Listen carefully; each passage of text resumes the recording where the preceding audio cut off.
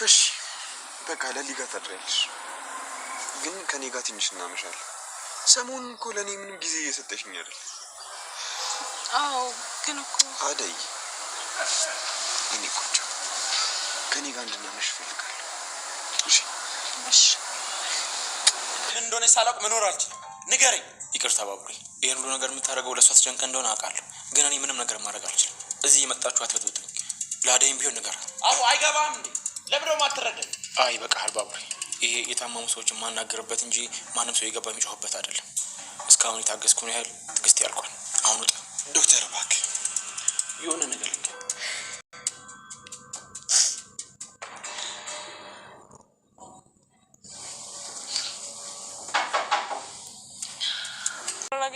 አላገኘኋት። ሰውዬው ደውሎ ነበር። ምን አባቱ ነው የሚልሽ? እባክህ ቀጣዩን እያለ ነው። ይሄ ጂኒ የሆነ ሰውዬ። ለማንኛውም ይሄ አበበ እንደይለን አይመስለኝም። ሁለቱን አስማምቼ የሆነ ነገር ማድረግ አለብኝ። እህቴ የማግዝሽ ነገር አለ? አዎ በሚገባ ወንድሜ። አንተ ሄለንን፣ እኔ ደግሞ አበበን እናጠምዳቸዋለን። ከዛ ሁለቱ መለየት አለብን። እሺ በቃ እየደበረኝም ቢሆን ለህይወታችን ስንል አድርገዋለሁ። እሱን እኮ ነው የምልህ ወንድሜ። እሺ ነይ እንሂድ። ሰላም ሰላም፣ እንዴት ናችሁ? ደህና ናችሁ? የቻናሌ ቤተሰቦች አደይ ምን መሆኗ ነው? አደይ ግን በነገራችን የአደይ ፍቅር እውነተኛ ትክክለኛ አይመስለኝም።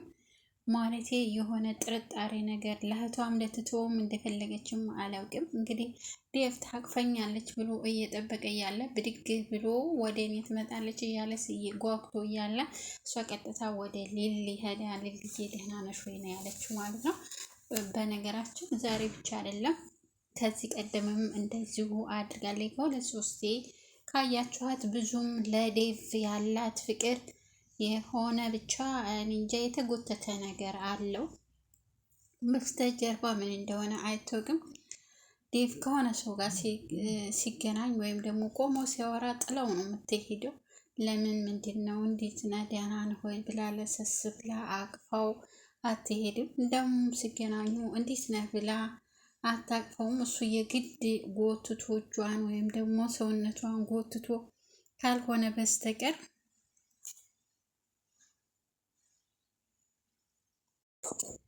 በነገራችን የሊሊ በሽታ እንግዲህ ምናልባት እርግዝና ሊሆን ይችላል። ማለት ከዚህ ቀደም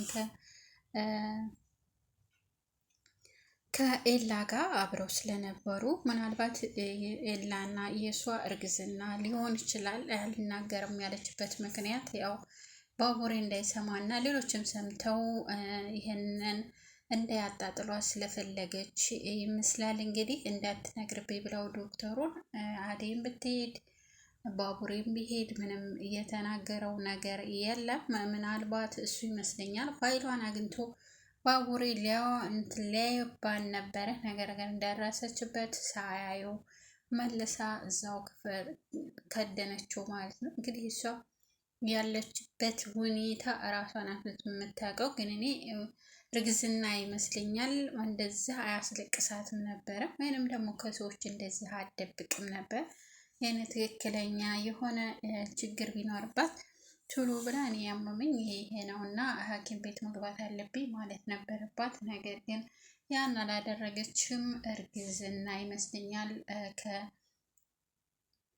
ከኤላ ማለት ነው። ኤላም እንግዲህ አንድ ጊዜ ብቻ ደውሎ ከዛ ወዲህ ምንም ያለው ነገር የለም።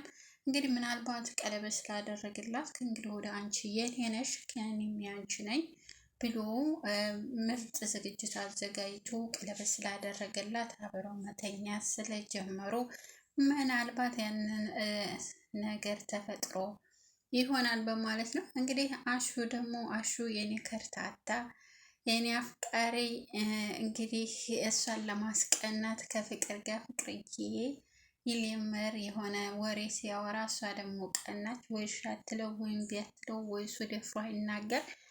በጣም በሚገርመው ሁኔታ እንግዲህ አሹ በፍቅሯ ተቃጥሯል።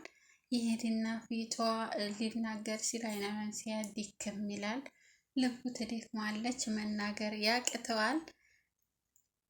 መናገር ነበረበት። ታኮረፈችም ታኩርፍ፣ በቃ ያለውን ነገር መናገር ነበረበት። እንግዲህ ምጥን ደግሞ አይ ሴትኛ ሴቶች የሆነ ነገር ብልጭት ነገር ስናይ እኮ ሁሉንም እንረሳለን። እሙ ከረጊው ያለችውን አልፈልግህም፣ በቃ አንተ የራስን ጉዳይ ነህ፣ ራስህን አትችልም ወይ? ራስህ መናገር አትችልም ወይ? ራስህ መራመድ አትችልም ወይ? ራስህ አንተ ወደፊት የምታስበውን ነገር ራስህ አትሆንም ወይ? በማለት እንግዲህ ኪንጎን መከራውን እያሳየችው ጥለው እየሄደች ነበረ። የሆነ ነገር ሲያደርግ ምንድን ነው ይሄ እንደዚህ ያለ አልፈልግም፣ በቃ አልፈልግህም ያለችውን ከዛን በኋላ እዛ ሄደው በነገራችን ይቺ ሩታ የምትባለው ላይ በጣም ጥሩ ልጅ ናት። ፍቅረኛሞች እንዲገናኙ የማታደርገው ነገር የለም። ግልጹን ነግራታለች እኮ ለእንትና ሮሚ ራሱ ናሹ እንደሚያፈቅረ ግልጹን ነግራታለች። ነገር ግን እሷ መፈቀር አልፈልግም ብላለች። እኔ ብዙ ችግር ያለብኝ ነኝ፣ ችግሬን አልጨረስኩም። ስለዚህ እሱ ነው ችግር ውስጥ ላስገባው አልችልም እና እኔ አላፈቅረውም ብላለች። አፈቅረዋለሁ ግን አፈቅርሻለሁ ቢለኝ መልስ አልሰጥም ብለዋለች። እንግዲህ እና ሩታ ድግ አድርጋለች፣ አስታረቀቻቸው። ልክ እንትኑን ስታይ ወይኑን አበባውን የተነሰነሰውን ነገር ምኑን ስታይ እንዴት ደስ እንዳላት በቃ እኔም አብዝቼው ነበር፣ ይቅርታ እንደዛ ማመነጫጨቅ የለብኝም ነበር በማለት እንግዲህ ይቅርታ ጠይቋል ኪንጎን። ዳይመንድን ደግሞ አንተ ሁልጊዜ በእኛ መሀል ትገባለህ፣ አንተ ሁልጊዜ ዳይመንድ ነው፣ ስለዚህ እባክህ ራቂ ከሱ ጋር አትሁን ብላ አለያያቻቸው ማለት ነው። በጣም የሚገርም ነው። ማለያየት የለባትም ነበር። እሷና እሱ የተገናኙት እንግዲህ ቆይተዋል። እሱ አሁን ነው ያገኘችው። ስለዚህ ሁለቱን ጓደኛሞች ማለያየት የለባትም ነበር። እዚህ ጋር ምጥን ስህተት ሰርታለች። ሌላው እንግዲህ አሹ ግራ ግብት ብሎታል። የሚሆነውን ነው የሰጠው። እሷም አንዴ ታኮርፈዋለች፣ አንዴ ደግሞ እሺ ትለዋለች። በቃ ምንም ደስ የማይል ነገር ነው። እና ደግሞ ቤዛን ደግሞ ሁለቱን ጥንዶቹ ለማፋታት ዝግጁ ሆነዋል። ተመካክረው ጨርሰዋል ማለት ነው። አንተ ሴቷን፣ እኔ ደግሞ ወንዱን፣ እኔ አበበን ይዛለሁ፣ አንተ ደግሞ ሴቷን ያዝ። ስለዚህ ፈለክም አልፈለክም እነሱን መለያየት አለብን ብላለች። እንግዲህ የ3 ወር ተከፍሏቸዋል እነሱ ሁለቱ። ቤዛ ማን እንደሆነች አያውቁም። ስለማያውቁ የ3 ወር ብቻ አንዴ ከፍሏቸዋል ማለት ነው። አበበት ደግሞ ከበዛ ላይ ደግሞ እሷ ቤት ውስጥ ልቀመጥ፣ እኔ ማደር የለኝም ውጪ ከማድር ከምውል ወንድ ከሚያስቸግረኝ እዚህ ልደር ብላ እሺ ብላት ነበረ። ከዛ አበበ ሲመጣ ስትነግረው እንደዛ ብሎ ኖር ነው፣ እኔ እኮ የከፈልኳት የ3 ወር ነው። እዚህ ቤት ውስጥ እንድትቀመጥ አልፈልግም፣ አብራኝም እንድትሆን አልፈልግም እና ያላት ለእሷ ማለት ነው። በጣም ጥሩ ነው አነጋገሩ። መፈለግም የለበትም መቀመጥም የለባትም። የሆነ ነገር ስታስብ የሆነ በቀስ ብላ ትገባለች። ስለዚህ ሁለቱን ለማለያየት ሁለቱም እህትና ወንድም ዝግጁ ሆነዋል። አበበ ትክክል ነው፣ ያቺ ግን የዋህነቷ